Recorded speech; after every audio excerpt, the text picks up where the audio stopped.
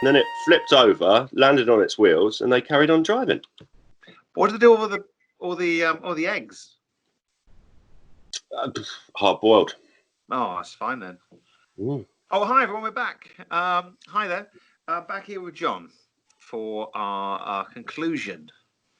The second half of the exciting questions we have here on Hatecast. We'll start with a good one, I think, for John.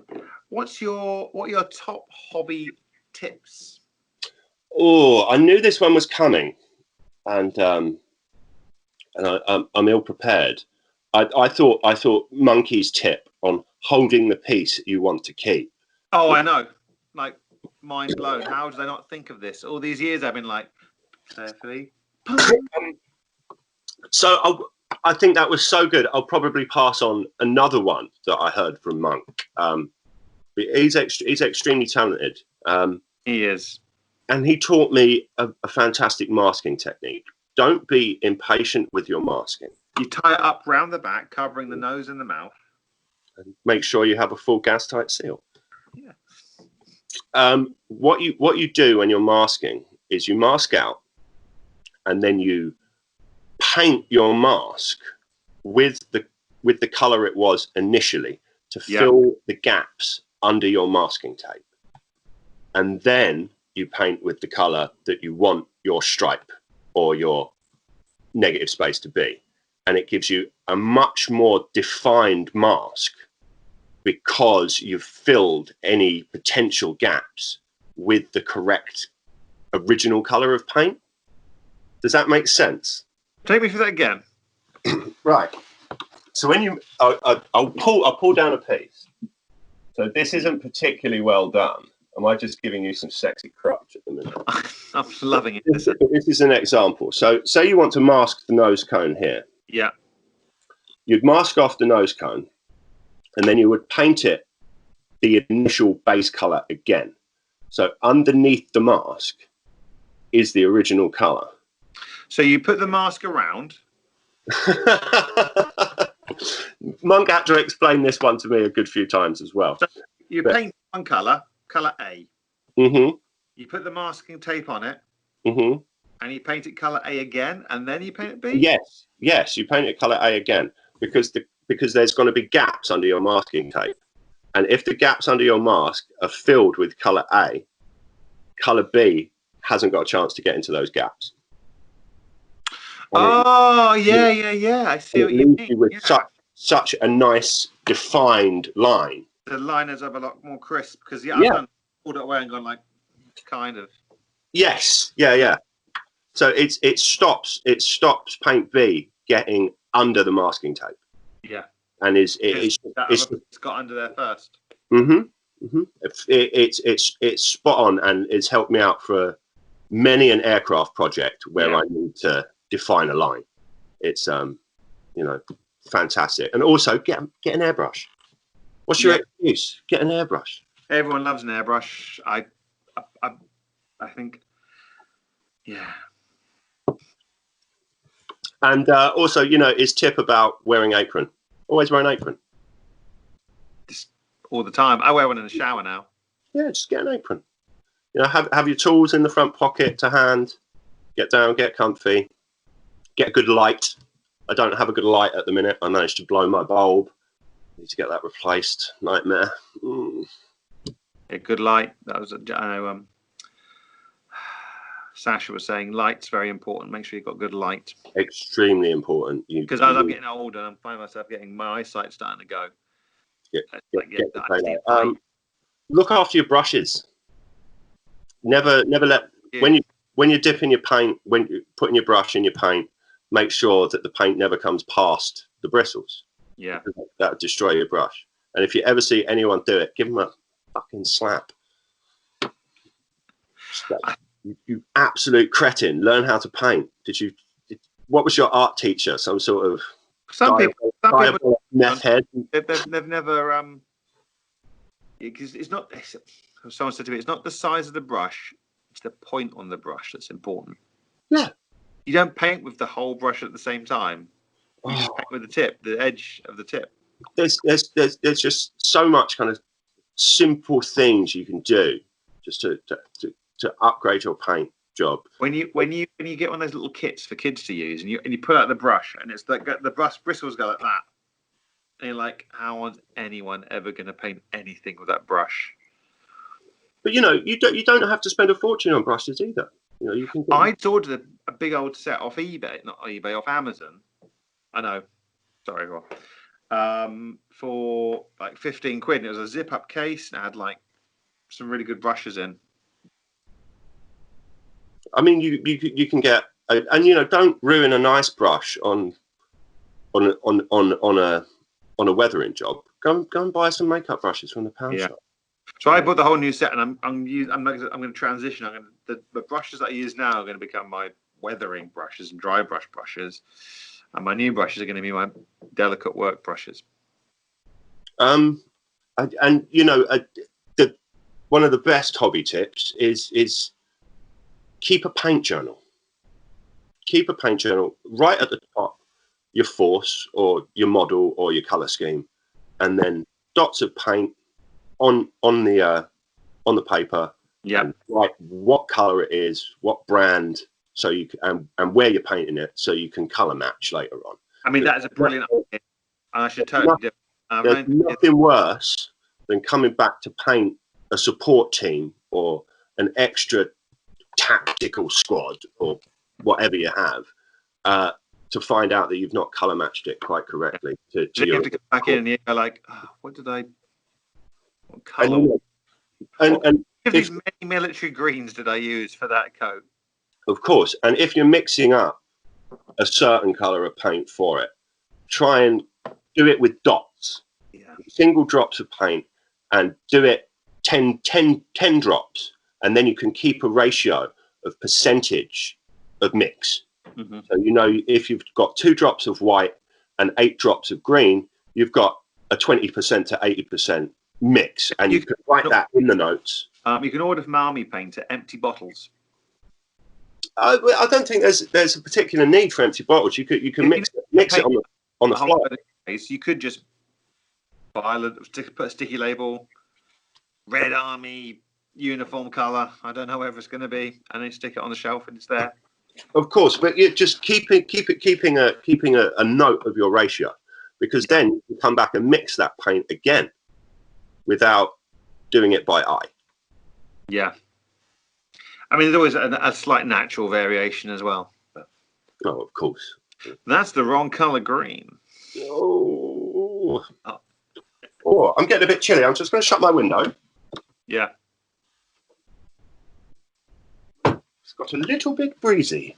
Yeah, it looks a bit more like summer. It's been really miserable for July. Now it's got a bit sunny, hasn't it? It's quite nice out there. Yeah. What's your best hobby tool? My best hobby tool. Here's an interesting one. Always keep with your hobby set a nice needle and a lighter for unclogging your glue. I cannot tell you how, that should be in the top hobby tips as well. Those needle nose rebels, just hold a lighter under it and you're unclogged, good to go. Yeah, I find that your plaster, the precision Revel glue, it gets blocked up, and it's a good way to clear it. But of course, everyone, please remember that glue is very flammable, and you shouldn't do that. No, don't burn your house down. Don't burn your house down. Don't do that. It's not advised. I advise you not to burn your house down, and do not clear your blockage that way. Nice sharp scalpel, always handy. A pin vise, always important. Yeah. I'm going to be quite contrary here. The mini putt and green stuff can do one. I'm not in the game of fixing joins anymore. I don't glue and baking soda. Glue baking soda and knock it back with a file. I'm into metal models anyway. Yeah. I'm not filling plastic. Yeah. Though when you're carrying it, sometimes you're like, thank goodness. Like I've got a Polish army. I've got a Polish army. Very dobrze. Did you drop it? and I've got my Americans in plastic. Mm-hmm. And like picking up my half KR of Polish, I'm like, oh, this is so heavy. And my Americans, I'm like, woohoo, so light. I just can like chuck it around. Big resin tanks breaking your back. Actually, resin tanks aren't too bad. I quite like plastic tanks, to be honest. Well, people fill the voids with 2Ps and washers and strips of lead to give them a bit more weight. That doesn't bother me in the slightest. If I'm like, oh, this tank is light, I'm like, good. This tank is light. Lug this around with me somewhere. I'm glad it's light. The best hobby tip is a scalpel and some baking soda and super glue. Yeah, I mean, don't fuck around with super glue without kicker. Super glue kicker. Do you use? Because I've heard it can make the bonds a bit weak. Really? Yeah. They're not as strong as straight super glue. Yeah, I mean, it's probably a bit impatient. But, you know, if you make sure you cut your piece first with make sure it's filed and not smooth, it'll be all right. I have been told you make a little tiny ball of green stuff and you put it on one side and then you add the glue. When you put them together, the super glue dries the green stuff like instantly. And that then, because you've glued the green stuff to one side already, it just draws the two pieces together and makes it a tighter fit. And of course, I've not tried it myself, but I've been told so that it might be something to do.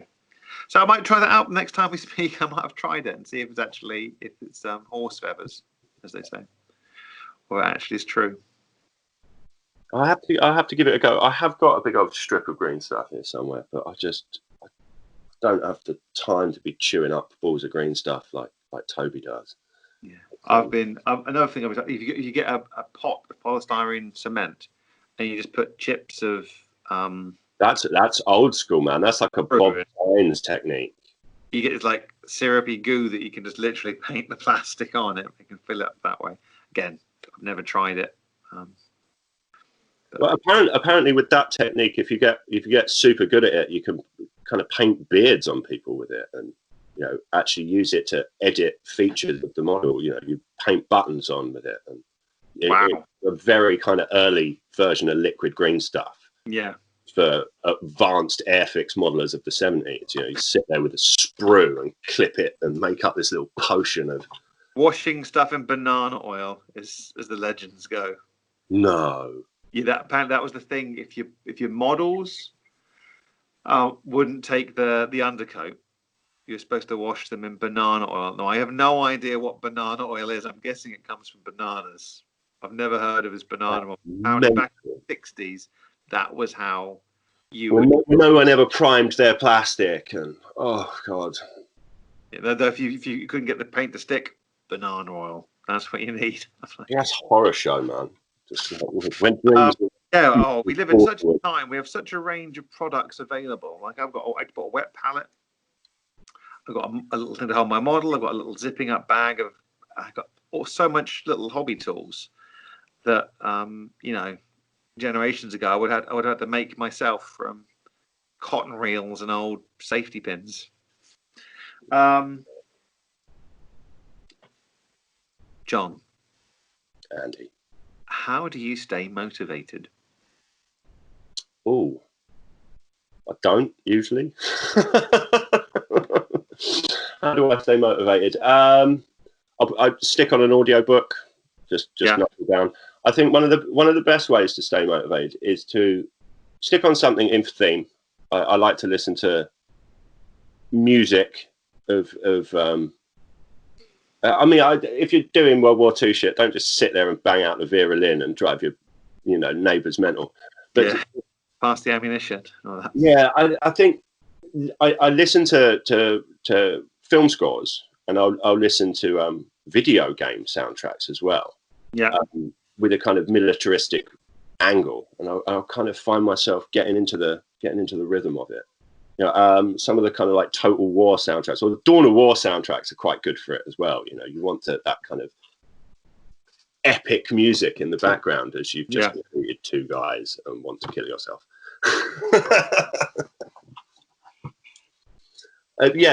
Big movie scores. Big movie scores. Oh, yeah. I mean, I put podcasts on and I put music on. I find TV can be a bit distracting. I was watching Mission Impossible Fallout. Is it Fallout? And painting your world bearers. And it was just like absolute just action nonsense. I didn't have to concentrate on all. I knew that Ethan Hunt was running somewhere to fight someone, and there's nuclear bombs, and it was just like I don't need to concentrate. I know exactly what. Yes, the most sincere man of all time. He's just constant like. Anyway, yeah. John, tell me about your favourite game. Metal Gear Solid. I mean, it's a great game. It is fantastic. I wish there was a tabletop version.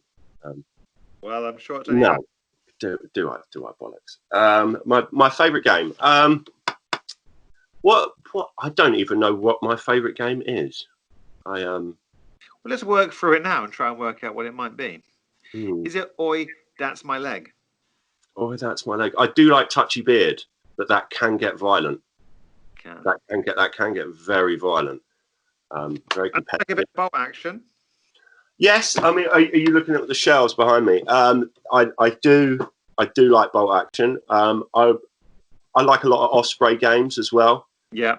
Ronin, I particularly like. It has a very, very interesting mechanic. Yeah. Where you hold defense or attack chits in your hand and reveal them to one another, and it's you can behead people. So Lane was telling me that she was interested in playing Zone Alpha. So I've actually ordered that, and I ordered Oathsworn as well. But that's not. Is that Osprey or Oathsworn? That's Joan from Frostgrave fame. Oh, it probably is. I know they release a lot of his stuff. Yeah. So there's a whole range of games to try. There's Billion Suns as well. Oh, little spaceships. Yeah, I'll be quite down for playing that. Yeah. Try that out. Like you were painting the other night. Epic. I really like that. I think it's got a very divisional feel to it. I don't know how to play it. I've just been painting. I've got a whole box full of models, and I'm just painting everything I've got, and then at the end of it, I should have an army.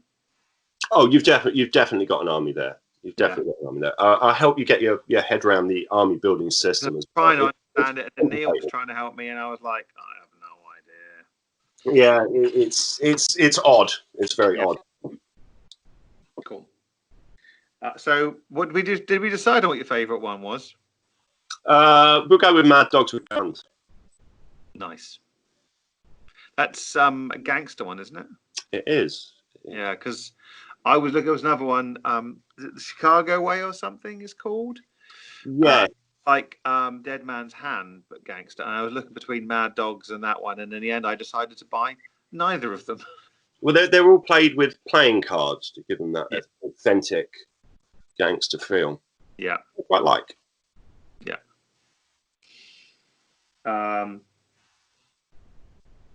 What game do you fancy playing in the future, John? Ooh, game of beer would be nice. Oh man, wouldn't it? Yeah. Get together and have a game of beer.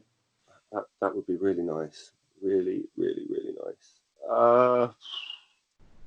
I don't know. Anything, mate. Anything. I'll play anything at this point. No, honestly, I know. I'm like, if I'm going to come to the club, I'm like, John, I've got this game. Do you want to give it a go? You'd be like, yeah, let's try it. Anything. Whatever it is, let's have a go. Russian roulette. Yeah, sure. Let's give it a go. Yeah, I've been seeing gaming tables like just in the park. Yeah.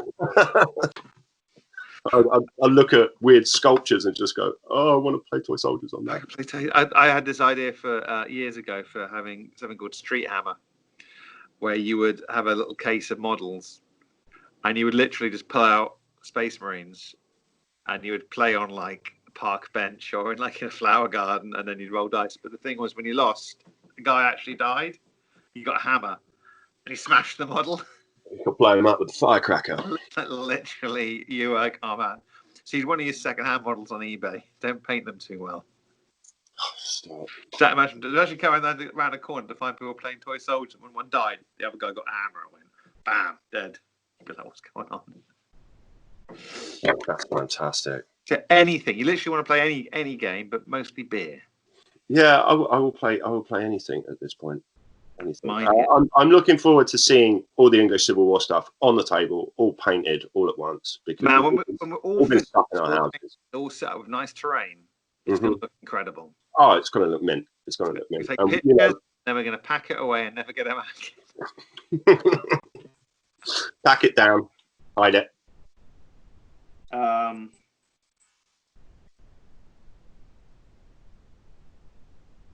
This is the toughest question. I learned how to frame it. This is the toughest question that we have. What is your favourite club memory? Ooh.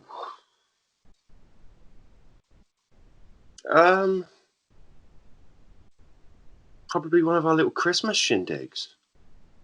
Oh yeah, the Christmas do's are incredible. Yeah. I do enjoy the raffles. I do enjoy a good raffle. They can take a while. They take forever.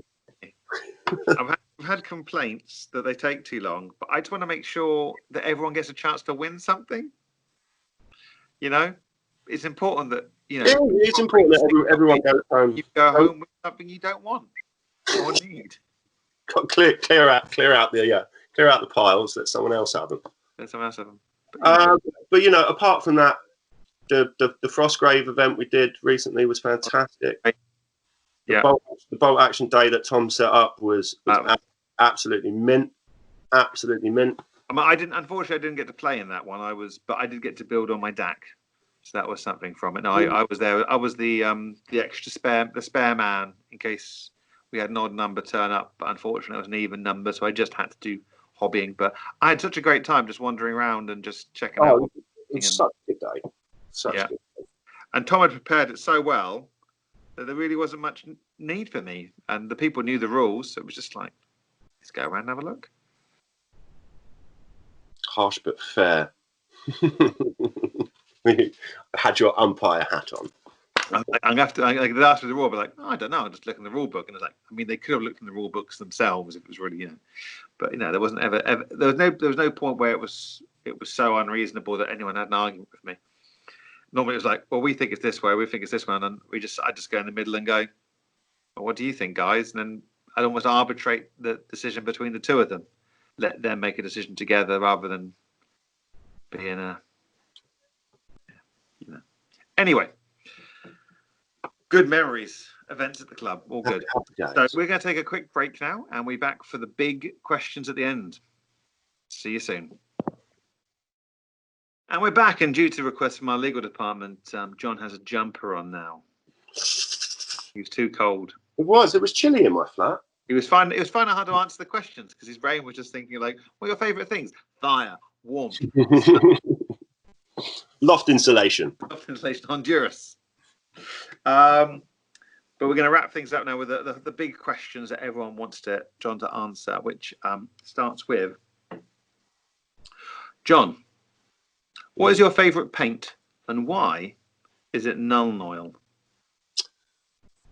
Oh, I'm not a real user of Nun Oil. I picked up a bottle of it recently. I'm yet to crack it open. It still has the seal around it. You go for the shiny or the matte? I went for the matte. Oh, I like the shiny one because I like the shiny one on metal. It's really good. It looks like greasy metal. It's good. Interesting.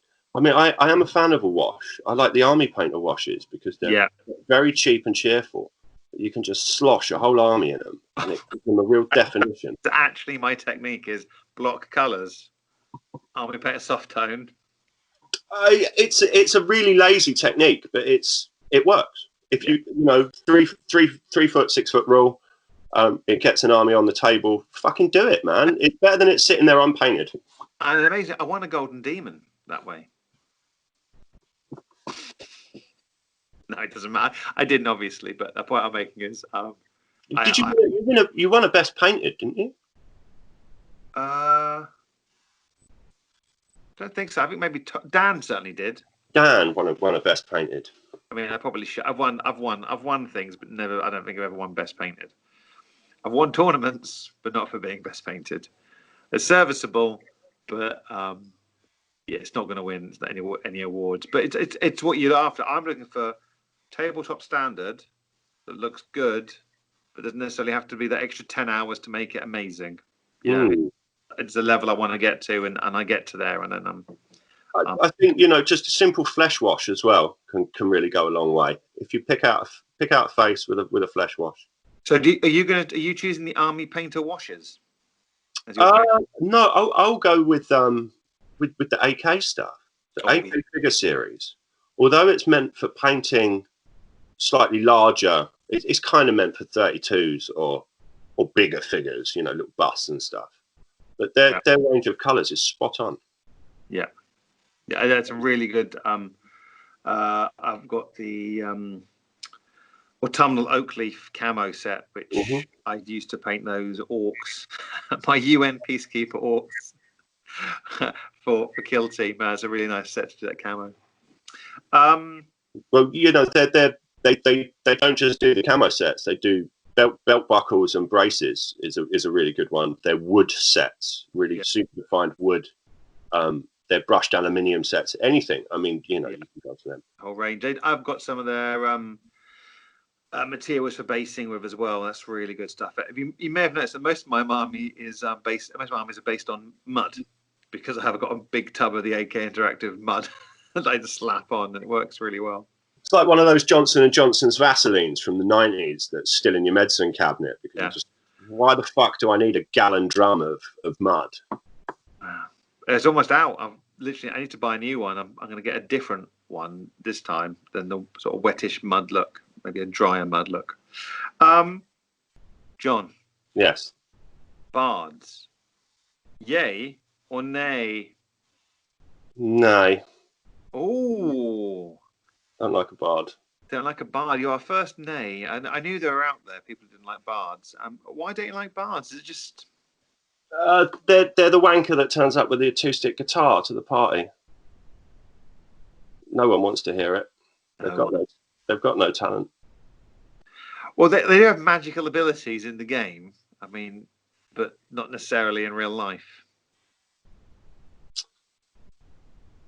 No, I don't like a loot. They're all too plinky plonky. Too plinky. There we go. Loots. Too plinky plonky. Yeah. Breaking news. I find a hurdy-gurdy obnoxious.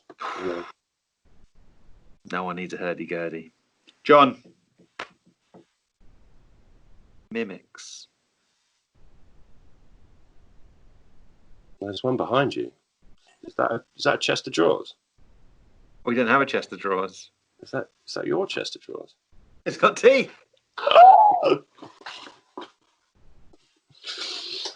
No, I love a mimic. Great trope. Yeah. Why did they go missing? Did someone take them away? No, it's just a general question.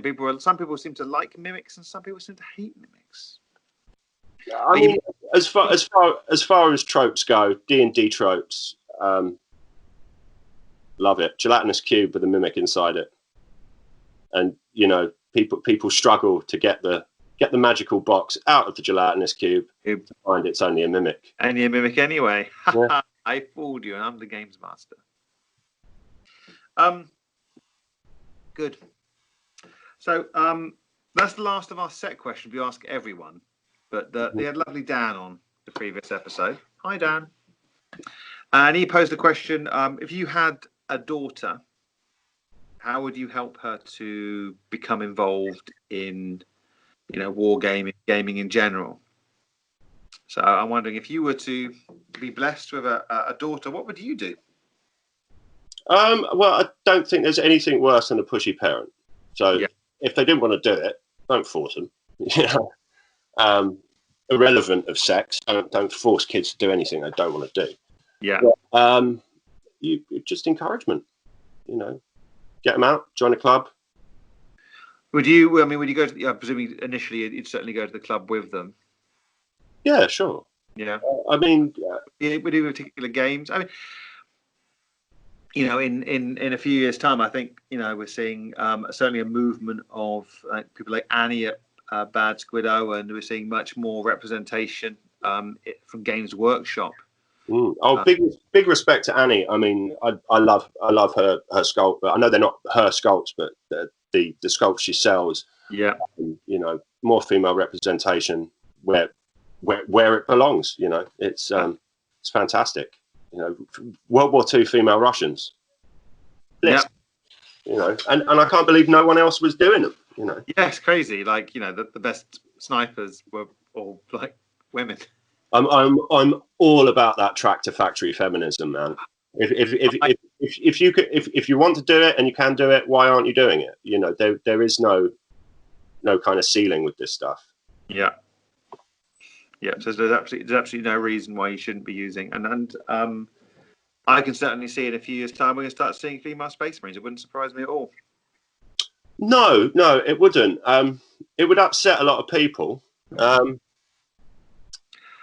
You just got to move with the times, man. I mean, if you still want to be playing with your Goblin Green and Sand Space Orcs. Traditionally, we ask you for a question to ask our next guest. Oh, what is your favourite comic book and why is it 2000 AD? That's a good one. I like it. I think there's a good 80% chance that the next person is going to have read 2000 AD and loved it. What's your favourite strip? Yeah. I'm not going to answer that because, you know, I don't want to spoil it for the next person we have on. No, keep that one under your hat. Sam Slade, Rabbit Hunter. It's a good one. Have we mentioned? Is there anything you want to mention before we go, John? Thank you so much for joining us. Was there anything in particular that we haven't mentioned that you wish we had? Not particularly. Miss your mags. Oh, I said that who is that we all miss mags. Yeah, we all miss mags. No, that's it really. I'm missing the old boys. It's extremely sad to hear the bad news. Yeah. You know, it's always rough. Yeah. That's the nature of old boying. Is it can be. Yeah. That's it really. Yeah, I mean, we all can't wait to get back, but we all want to be safe when we come back, and looking forward to getting a crisp pint from Mags as always. Yeah. So, John, thank you very much for joining us. You take care. Oh, you're more than welcome, Andy. Anytime. Chatting with you again soon, hopefully, or maybe a game of bolt action. And we'll look forward to seeing you soon. Take care. All the best. Ciao.